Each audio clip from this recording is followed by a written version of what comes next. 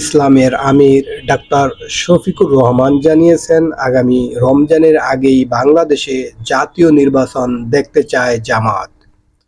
বুধবার বাংলাদেশ সফররত মার্কিন প্রেসিডেন্ট ডোনাল্ড ট্রাম্পের দক্ষিণ ও সেন্ট্রাল এশিয়া ব্যুরোর deputy assistant secretary Nicole N Chulick এর সাথে গুলশানে বৈঠকের পর সাংবাদিকদের এ কথা বলেন তিনি।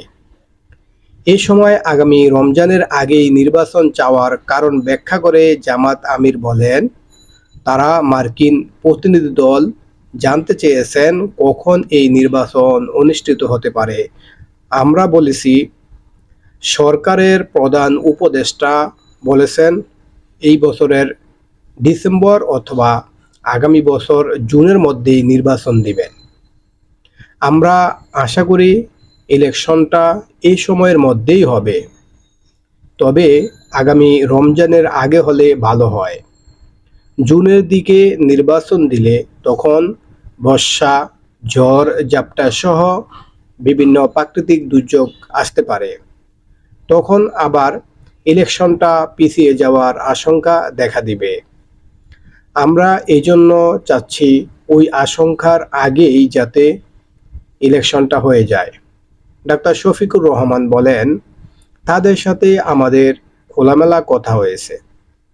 তারা বর্তমানে বাংলাদেশের রাজনৈতিক অবস্থা, আগামী নির্বাচন কখন হবে, কিভাবে হবে এটা জানতে চেয়েছেন।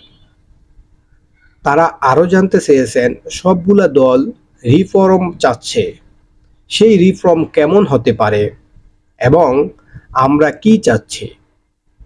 আমরা যদি আগামীতে দেশের দায়িত্ব পাই, তাহলে আমাদের ইকোনমিক পলিসি এবং ফরেন রিলেশনটা কেমন হবে। তারা আমাদের রিজনাল বা আঞ্চলিক বিভিন্ন বিষয়গুলো জানতে চেয়েছেন। তারা minority issue, women's rights, labour rights নিয়ে কথা বলেছেন। আমরা তাদের এইসব বিষয় নিয়ে কনভারসেশন করেছি।